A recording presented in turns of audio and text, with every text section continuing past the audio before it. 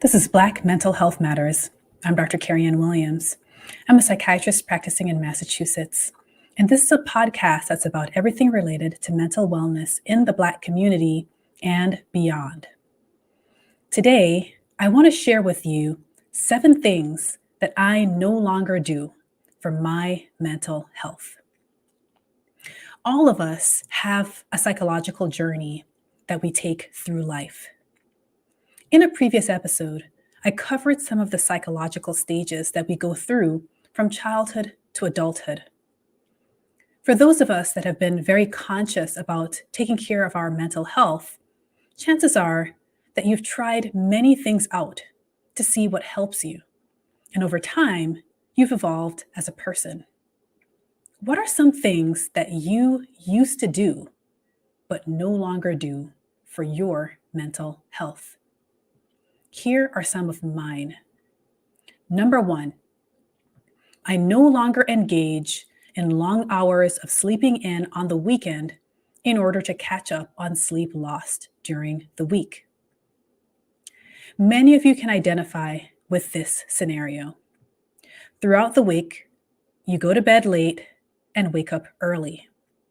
There's just so much to do. It's not possible to get enough sleep.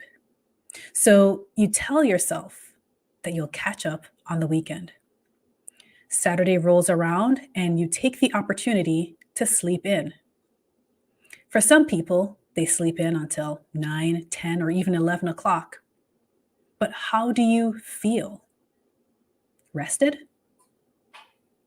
Sleep specialists advise that it is healthier, even if you have built up a sleep debt, to wake up generally around the same time every day. It's better for the health of your body. So, what are you going to do if you're sleep deprived, but you don't get to sleep in? Well, 2 things. 1, you wake up at the same time, but you continue to build that sleep debt on Saturday throughout the day, then go to bed earlier on Saturday night. And do the same thing on Sunday. Wake up at the same time on Sunday and go to bed earlier on Sunday night. For some people, taking a brief nap in the day can help to relieve some of the sleep debt that they've built up all week. Other people, they don't really enjoy napping as much. So that is one consideration if you have a loss of control over your sleep schedule during the week. You wake up at the same time, but you add time at the beginning of sleep, not at the end when you're waking up.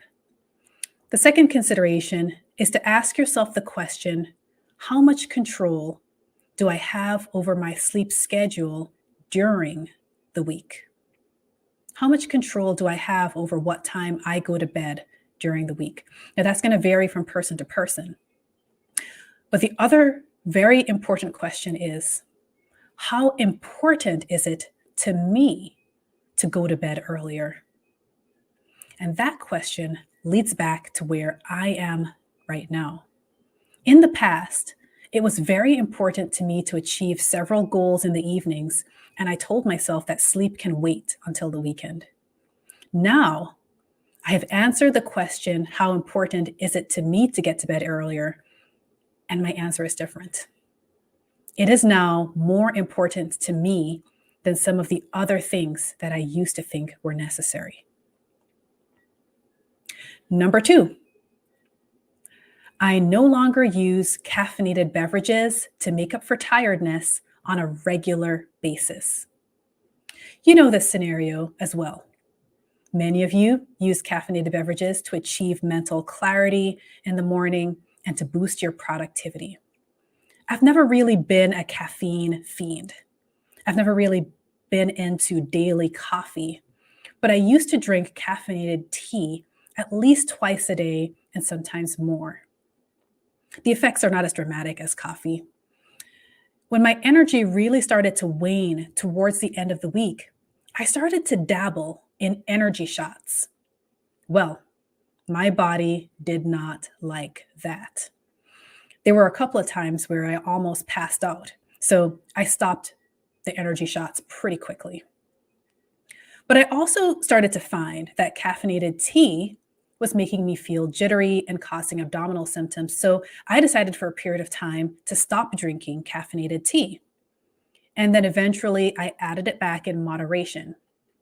I found that in the process of trying energy drinks and drinking caffeinated tea multiple times a day, and then stopping everything, and then adding back a few things, that somewhere along the line, I felt healthier.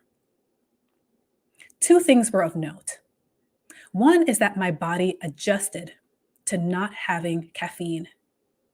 And the second is that I adjusted other things in my life and my schedule, including prioritizing a healthy sleep schedule that made a difference. And this is not a story of extremes. I still experience some fatigue, but it isn't more than it used to be. So for my mental health, I no longer use caffeinated beverages on a regular basis. I do still from time to time, but not on a regular basis and not to fill the gap for the lifestyle choices that are leading to fatigue. Sometimes letting yourself experience that fatigue is the wake up call for the other things that you need to change in your life. Number three, I no longer fly through small wins without celebrating them. Some of you don't struggle with this. In particular, American culture is a very celebratory culture, but I'm from a Commonwealth background. And growing up, my experience in the British Commonwealth culture was that it was not necessarily a celebrate small things culture. We do celebrate big things, but small things we acknowledge with a tip of the hat, figuratively. So, as a product of growing up in that environment and superimposing my personality style, I was very much, from a very young age, someone who liked to stay busy, and I was able to keep myself busy. And being productive fueled my mental health. That worked for a very long time, a really long time. Being productive fueled my mental health all throughout my schooling and 13 years of medical training. And then I got to a point where I wasn't in training anymore and my workload felt different. And over a period of about 5 years, I realized that the psychological model of productivity that had boosted my mental health was not working anymore. And it was so confusing because up until that point in my life, that's what I loved. And this theme that I'm talking about is related to the next point that I'll talk about, point 4. But one of the things that I realized was affecting my satisfaction in being productive was that, unlike in school where you have graduations and awards, there was now like a road stretched out before me of just work, no wins. In addition, in training, you have rotations. After 10 weeks, you switch services. And now that I'd finished training, I was taking care of patients with chronic problems. And that doesn't usually lead to dramatic improvements. Usually, when there's chronic issues, the improvements are slow and more gradual. So, on a day to day basis, I felt like I wasn't achieving anything. With some perspective, I realized that there were actually small wins and small triumphs that were occurring daily, weekly, monthly, but I had trained my brain to ignore small wins and push through for the big win. Now that there was not necessarily going to be a big win, I had to retrain my brain to learn to acknowledge and celebrate the small wins. It made a huge difference to my mental health. So now I no longer fly through small wins without celebrating them. Number 4, I no longer idolize productivity culture. Remember, I said that productivity has generally been a positive thing for my mental health. So moving to the US, where there can sometimes be a work till you drop culture in some places, that was kind of a dangerous situation for me, but I took to it like a duck to water. Then, as I mentioned in the point above, I got to a point in my life where productivity seemed to be having the opposite effect it seemed to be wearing me down. It was an unexpected experience to have, and I had to take some time to figure out my next steps. I didn't realize it, but I had fallen into the trap of idolizing productivity culture. It's a culture that gives a lot of praise to folks who burn the candle at both ends, who choose work over sleep, the I'll sleep when I'm dead culture, and where the need for rest can feel like a weakness or a liability. Never let them see you sweat. Can any of you identify with this? Is it just me?